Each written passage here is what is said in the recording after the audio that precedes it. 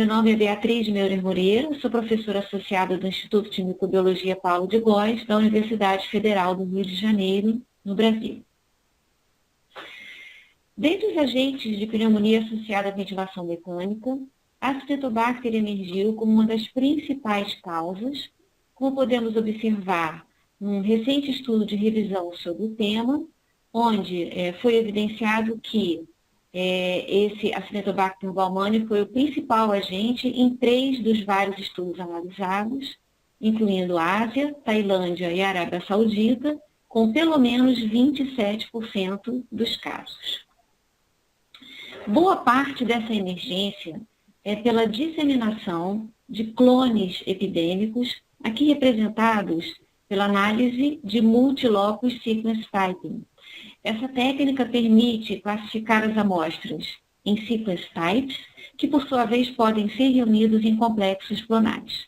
Aqui a gente tem a representação do complexo clonal 2, esse círculo maior, já identificado em pelo menos 24 países aqui listados, que foram aqueles que depositaram amostras nesse banco de dados do Instituto Pasteur. Aqui representado a gente tem os sequence types de mais de 1000 amostras. Então a gente vê essa grande concentração em alguns complexos clonais, aqui representado outros exemplos, o complexo clonal 1, 15 e 79. Bem, para o diagnóstico da pneumonia associada à ventilação mecânica, não há um critério diagnóstico único para uso clínico e para vigilância de pneumonia. De toda forma, os critérios clínicos se tornam bem mais preditivos, com acurácia muito melhor, quando associados a critérios microbiológicos.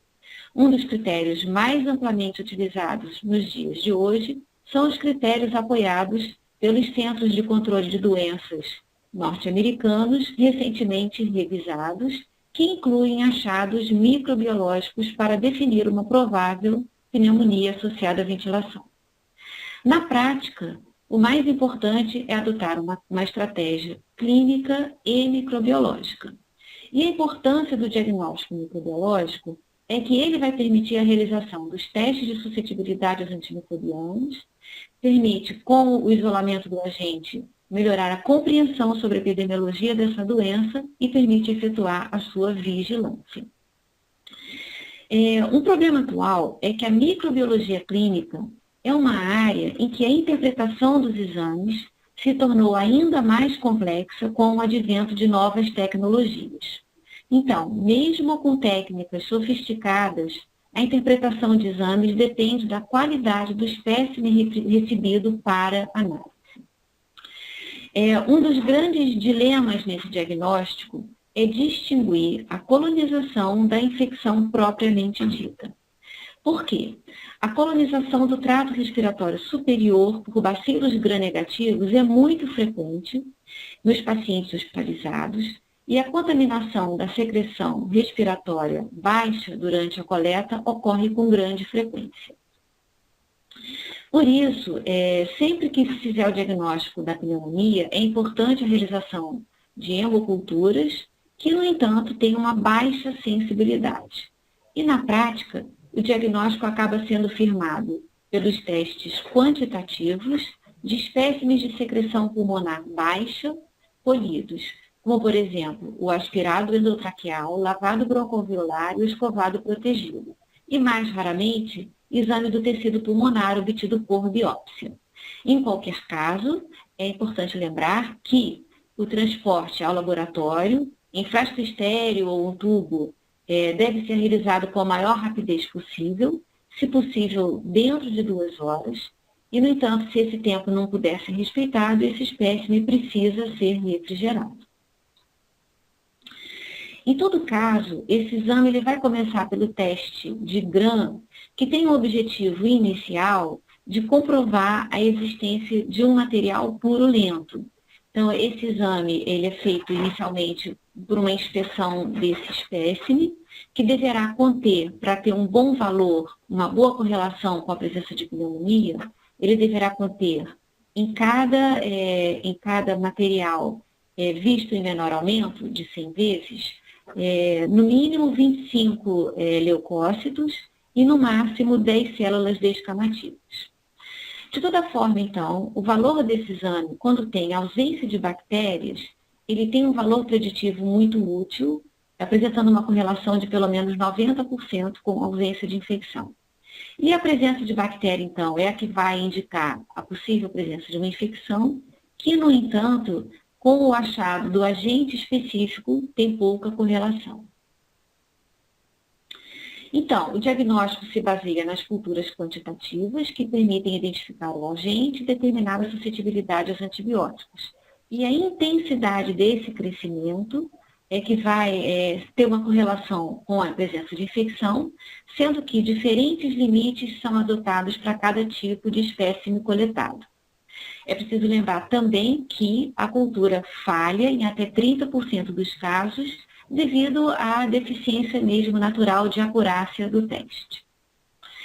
Bem, com relação então aos critérios apoiados pelo CDC, esses são os limites propostos para a contagem de unidades formadoras de colônias em cada espécie. Então, essa contagem ela vai precisar ser maior ou igual que, no aspirado endotraqueal, maior ou igual que 10 a 5 unidades formadoras de colônias por ml. No lavado broncoalveolar, pelo menos 10 a 4 unidades formadoras de colônias por ml. E no tecido pulmonar, 10 a 4 por grama. E no escovado protegido, pelo menos 10 a 3 unidades formadoras de colônia por ml. É importante lembrar que esses valores são úteis quando obtidos com intervalo de pelo menos 72 horas antes do início da antibiótico terapia. Isso porque será necessário ainda efetivar o cultivo do micro-organismo, a sua identificação e o teste de suscetibilidade. O diagnóstico, até os dias atuais, ele ainda é fortemente baseado em métodos bioquímicos e métodos automatizados. No entanto, um grande avanço foi obtido com o uso progressivo dos métodos baseados na espectrometria de massas, especialmente o MALDI-TOF, cada vez mais utilizado. O uso dessa técnica consegue encurtar em pelo menos um dia esse diagnóstico. Mas ainda muito desejados são os métodos moleculares diretamente do espécime clínico. Esses métodos ainda esbarram no problema em que é necessário uma correlação com a contagem quantitativa, com a avaliação quantitativa desse espécime, para que a gente possa, então, fazer a correspondência com os critérios estabelecidos já comentados. Uma técnica promissora, publicada no ano passado, é uma análise quantitativa linear após a fase exponencial da técnica de PCR, que se mostrou bastante útil para o diagnóstico da presença de Acinetobacter baumannii, inclusive separando essa espécie das outras dentro do gênero Acinetobacter. Uma outra utilidade da cultura é que quando a gente tem um agente isolado, a gente pode fazer testes moleculares, como, por exemplo, o PCR fingerprint, eletroforese em campo pulsado, ou, preferencialmente, o PCR multiplex ou o multiloco sequence typing, que permitem a identificação daqueles clones internacionais de grande potencial epidêmico. Bem, e mais importante, então, é a realização dos testes de suscetibilidade, sendo que para Acinetobacter baumannii a gente precisa se ater aos testes padronizados pelo Clinical and Laboratory Standards Institute, ou então pelo EUCAST, o European Committee on Antimicrobial Susceptibility Testing. Então, para Acinetobacter, os testes automatizados não apresentam uma acurácia suficiente no diagnóstico da resistência. Lembrando, então, das dificuldades desse teste, a colistina, um dos antibióticos mais utilizados, precisa que o teste, a suscetibilidade, seja determinada pela determinação da concentração inibitória mínima, preferencialmente pelo método de microdiluição em caldo. Lembrando que, para Acinetobacter baumannii, cada vez mais têm surgido amostras resistentes a múltiplas drogas que se tornaram uma ameaça à saúde pública. A resistência aos carbapenemas, que foi o principal apoio terapêutico durante os últimos anos, já conta com uma resistência em mais de 50% das amostras em várias regiões do mundo. E dentre essas amostras resistentes, é francamente emergente a resistência à colistina. Dessa maneira, então, os métodos moleculares são fortemente desejáveis, no entanto, para a resistência ainda é uma realidade impossível de ser atendida. Por quê? Para a resistência aos carbapenemas, é difícil porque essa resistência pode ser mediada por vários mecanismos, inclusive por mecanismos que são por beta-lactamases naturais nessa espécie.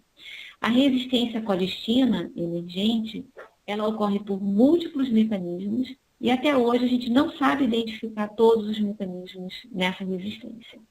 Concluindo, então, os testes microbiológicos, eles fundamentam o diagnóstico da pneumonia por Acinetobacter baumannii, norteiam o seu tratamento e permitem rastrear a presença e disseminação de clones de grande potencial epidêmico. Testes rápidos apropriados à avaliação quantitativa da presença desse agente, com resultados sobre a sua resistência, são uma grande necessidade nesse momento. Muito obrigada.